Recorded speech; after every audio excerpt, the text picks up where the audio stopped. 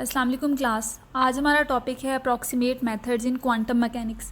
Approximate methods को start करने से पहले हम लोग देखते हैं कि इन अप्रॉक्सीमेट मेथड्स की ज़रूरत क्यों पड़ी थी। तो उसके लिए हमारे पास है central field approximation. Central field approximation provides approximate solution of Schrodinger wave equation. हमने श्रोडिंगर वेव इक्वेशन की डेरिवेशन देखी थी हाइड्रोजन एटम के लिए।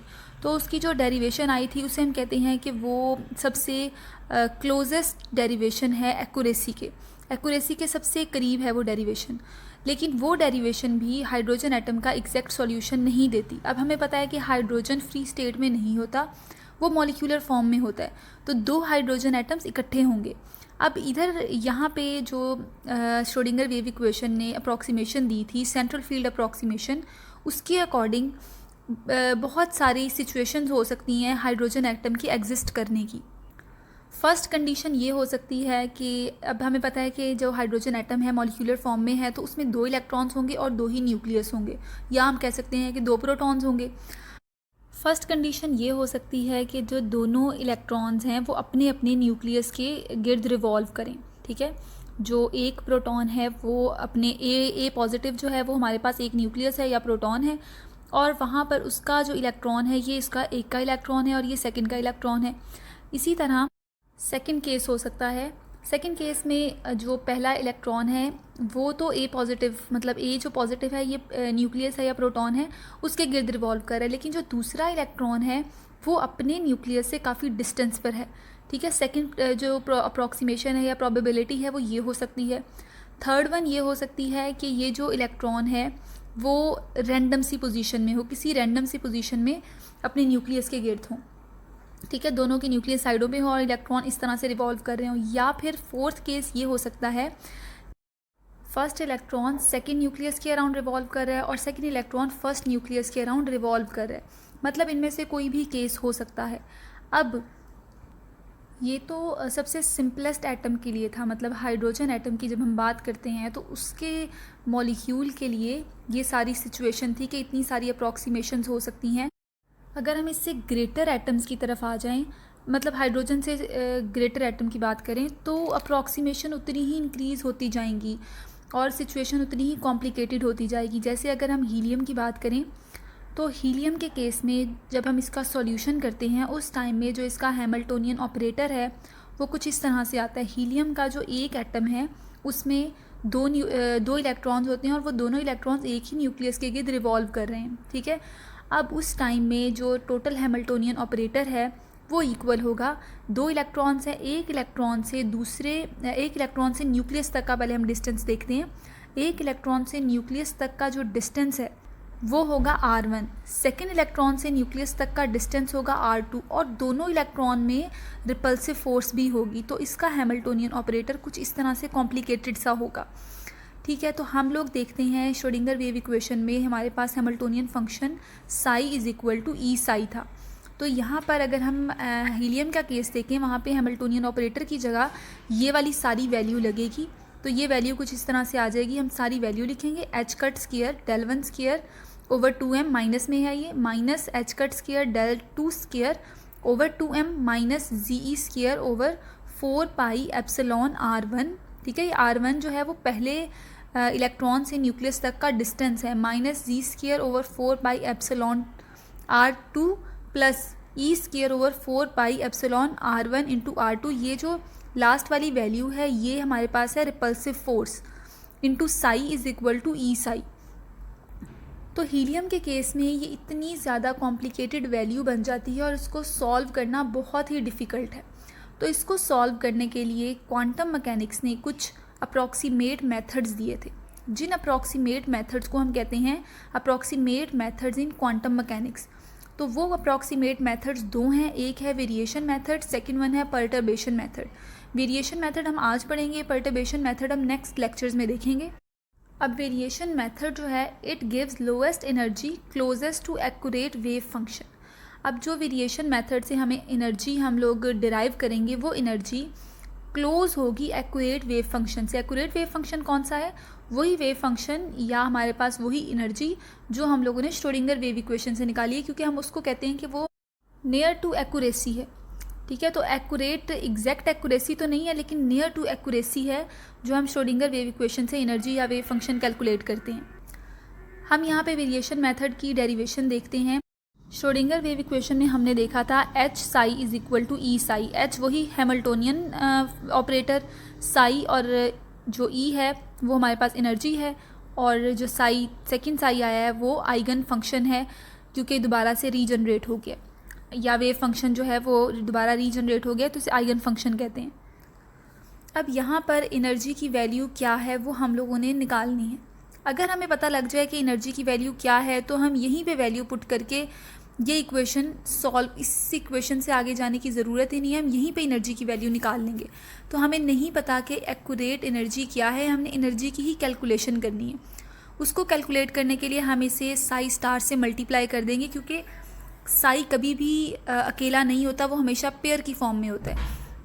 Sai is nothing itself, Sai कभी भी अकेला एग्जिस्ट नहीं करता, ये हमेशा कॉन्जुगेट की फॉर्म में होता है। तो यहाँ पर साई स्टार से दोनों तरफ मल्टीप्लाई कर देंगे, उसके बाद हम इसको इंटीग्रेट कर लेंगे दोनों तरफ, और दोनों इक्वेशन जो है लेफ्ट हैंड साइड और राइट हैंड साइड इसे इंटीग्रेट कर लेंगे और इसे डी टॉ से मल्टीप्लाई कर देंगे। अब ये जो डी टॉ है ना, टॉ हमारे पास है टोटल वॉल्यूम, इसे डी वी भी लिखते हैं कुछ जगह पे, मतलब टोटल जो एक्सेस हैं एक्स वाई जी तीनों एक्सेस में जो, क्योंकि हमें नहीं पता कि यहाँ पर इस टाइम किस डायरेक्शन की बात कर रहे हैं, तो यहाँ पर टोटल वॉल्यूम होगा टॉप। अगर हम स्पेसिफाई हो जाएंगे ना कि ये 1 डायमेंशन की बात करें, 2 की बात करें, 3 की बात करें, तो तब हम यहाँ पे फिर वैल्यू उसकी लगा देंगे। अभी हम लोग टोटल वॉल्यूम की बात कर रहे हैं, तो ये integration psi star H psi star D T is equal to integration psi star E psi into D T D top. ठीक है, यहाँ से हम लोग एनर्जी की वैल्यू निकाल लेते हैं, मतलब इस इक्वेशन को रीअरेंज कर लेते हैं। तो ये हमने इस इक्वेशन को रीअरेंज कर लिया। एनर्जी इज इक्वल टू ये वाला जो ई था हमने इसको साइड पे लिख दिया है, और बाकी वैल्यू हमने इस तरह से किया है कि जो एनर्जी के साथ थी उसको हमने डिनोमिनेटर में लिख दिया। ठीक है, और बाकी इक्वेशन ये आ गई है। अब हम लोगों ने क्या करना है, हमने वेरिएशन मेथड के थ्रू इसको सॉल्व करना है, मतलब इस एनर्जी को अब हमने कैलकुलेट करना है। अब हमें नहीं पता कि जो एनर्जी हमने कैलकुलेट करनी है वो कितनी एनर्जी आएगी। अभी हम इस एनर्जी को कैलकुलेट करेंगे, उसके बाद उस एनर्जी को हम श्रोडिंगर वेव इक्वेशन की एनर्जी से कंपेयर करके देखेंगे कि हमारी जो वैल्यू आई है, जो या जो हमने इक्वेशन लगा के सारी डेरिवेशन की है, वो एक्यूरेसी के कितना करीब है, क्योंकि हम इस टाइम श्रोडिंगर वेव इक्वेशन को एक रेफरेंस मान के चल रहे हैं कि वो हमारा रेफरेंस है। यहाँ पर वेव फंक्शन जो है वो साई है, तो यहाँ पर साई की जगह हम कोई ट्रायल वेव फंक्शन इंट्रोड्यूस करेंगे या ट्रायल वेव फंक्शन लगाएंगे। तो यहाँ पे हम लोग साई की जगह पे लगाते हैं फाई, क्योंकि हमें पता है ना, हमने क्वांटम नंबर्स में पढ़ा था, हमारे पास बहुत सारे वेव फंक्शंस होते हैं, जैसे आर वेव फंक्शन था, थीटा था, फाई था। ठीक है, इसके अलावा और भी बहुत सारे वेव फंक्शन एग्जिस्ट करते हैं। हम यहाँ पर जो ट्रायल वेव फंक्शन लगा रहे हैं वो हमारे पास है फाई। अब जहाँ जहाँ साई है वहाँ पर हम लोग फाई पुट कर देंगे, तो ये आ जाएगा फाई स्टार एच, मतलब हैमिल्टोनियन ऑपरेटर, फिर फाई डी टॉ ओवर, जहाँ जहाँ साई था वहाँ वहाँ हमने फाई लगा दिया। अब ये एनर्जी आ गई है अप्रॉक्सीमेट एनर्जी। पहले तो हमारे पास एनर्जी की वैल्यू थी सिर्फ, अब हम इसको सॉल्व करना स्टार्ट करेंगे तो ये अप्रॉक्सीमेट एनर्जी आ गई है। यहाँ पर हमारे पास अप्रॉक्सीमेट एनर्जी, हम इसे एप्सिलॉन से लिख रहे हैं। अब जो हमने श्रोडिंगर वेव इक्वेशन से एनर्जी निकाली थी वो एनर्जी किसके इक्वल थी, वो थी n square h square over 8ma square, जो हमने 1 डायमेंशन के लिए निकाली थी। हम 1 डायमेंशन, अब हम इसे और ज़्यादा स्पेसिफाई कर देंगे, हम सिर्फ 1 डायमेंशन में इसकी एनर्जी को कैलकुलेट करेंगे। तो 1 डायमेंशनल जो हमने एनर्जी निकाली थी वो एनर्जी थी n square h square over 8ma square. अब हमें ये भी पता है कि h कट जो है वो इक्वल होता है h ओवर 2 पाई की, हमने ऑपरेटर्स में देखा था h cut is equal to h over 2 pi. अब यहाँ से हम लोग h की वैल्यू निकाल लेते हैं, प्लैंक्स कांस्टेंट की वैल्यू वो होगी h कट इंटू 2 पाई, और इसका स्क्वायर लें तो h square is equal to h cut square 4 pi square. जो हमने एनर्जी की वैल्यू निकाली है इसको हम नेम दे लेते हैं कि ये एनर्जी की वैल्यू जो है वो हमारे पास है इक्वेशन नंबर बी। ठीक है, इससे पहले वाली एनर्जी वाली इक्वेशन नंबर ए कर दें, ये इक्वेशन नंबर ए है, नीचे वाली इक्वेशन नंबर बी। तो इक्वेशन नंबर बी में हम लोग एच स्क्वायर की वैल्यू पुट करते हैं, वो आ जाएगा n square H cut square 4 pi square over 8ma square. ये एनर्जी आ गई है। अब हम यहाँ से इसको कट कर सकते हैं 4 क्रॉस करके, यहाँ पर 8 के साथ ये 2 आ जाएगा, 4 इंटू 2 8 होता है। तो ये जो एनर्जी की वैल्यू है वो आ जाएगी E is equal to n² pi square over 2ma²। ठीक है, ये एनर्जी, अगर हम ग्राउंड स्टेट एनर्जी की बात करें तो यहाँ पर n² की जगह पे 1 आ जाएगा, या 0 पॉइंट एनर्जी, क्योंकि मोस्टली हम लोग जब भी बात करते हैं क्वांटम में तो हम ज़ीरो एनर्जी लेवल की या ग्राउंड स्टेट की बात करते हैं, मोस्टली रिएक्शंस वहीं पे होते हैं। तो 0 पॉइंट एनर्जी की बात करेंगे, यहाँ पर E is equal to h² pi square over 2ma² हो जाएगा। ठीक है, या फिर ये लिखा हुआ है E is equal to pi square h² over 2ma²। तो ये ग्राउंड स्टेट एनर्जी है। अब हम लोगों ने इस ग्राउंड स्टेट एनर्जी को, वो जो अप्रॉक्सीमेट एनर्जी है, उससे कंपेयर करना है।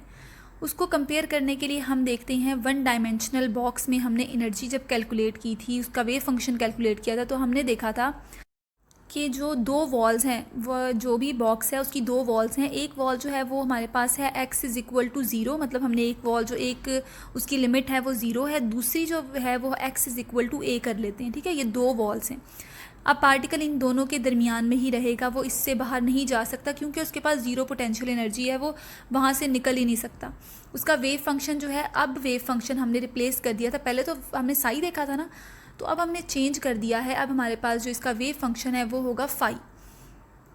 हमने फाई की वैल्यू कोई ऐसी रखनी है जब हम उसमें x is equal to a put करें तो वैल्यू 0 आ जाए, जब हम x is equal to 0 put करें तो भी वैल्यू 0 आ जाए।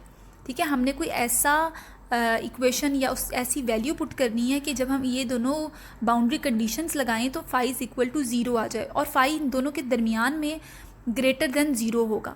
लेकिन क्योंकि हमें पता है कि जो भी वेव फंक्शन है वो वॉल्स पे एग्जिस्ट नहीं करता, वो वॉल्स पे हमेशा 0 होता है, और वो बियॉन्ड वॉल्स भी 0 होगा, मतलब बॉक्स से बाहर भी वो 0 ही होगा। तो यहाँ पे जो हम इंट्रोड्यूस करेंगे फंक्शन फाई की वैल्यू वो होगी x into a minus x. अब अगर आप यहाँ पर x is equal to a put करें तो भी फाई की वैल्यू 0 होगी, x is equal to 0 put करें तो भी फाई की वैल्यू 0 ही होगी।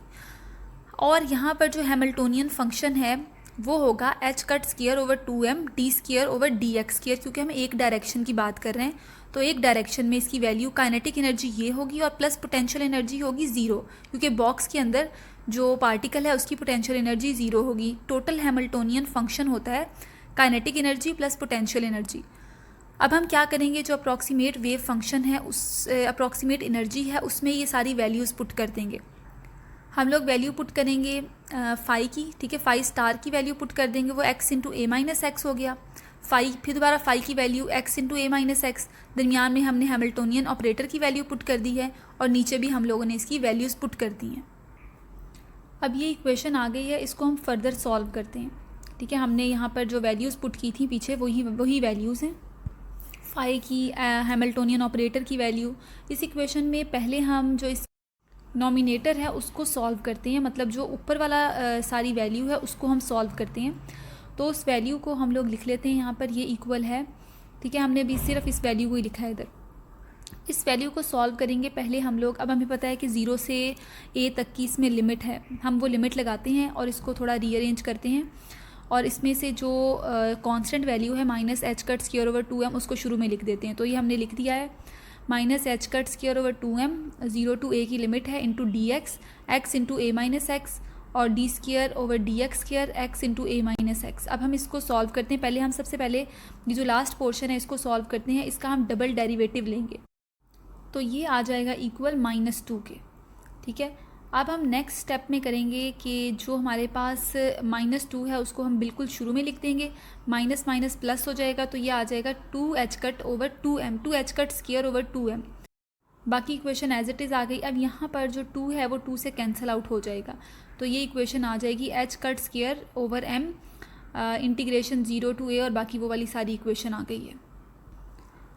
अब हम देखते हैं कि नेक्स्ट स्टेप में हम क्या करेंगे। ये इक्वेशन दोबारा से मैंने वही लिख दी है पीछे वाली, ताकि हम इसको सॉल्व करके देख लें। अब x into a minus x, इसको हम सॉल्व करके लिख लेते हैं, मतलब मल्टीप्लाई कर देते हैं, तो ये आ जाएगा ax माइनस x²। तो जब हम इसको सॉल्व करेंगे, इसको जो इसकी पावर है उसमें +1 हो जाएगा, और उसी से हम इसको डिवाइड कर देंगे। इसी तरह दूसरा भी x² जो है उसकी पावर में +1 हो जाएगा, और उसी से हम डिवाइड कर देंगे।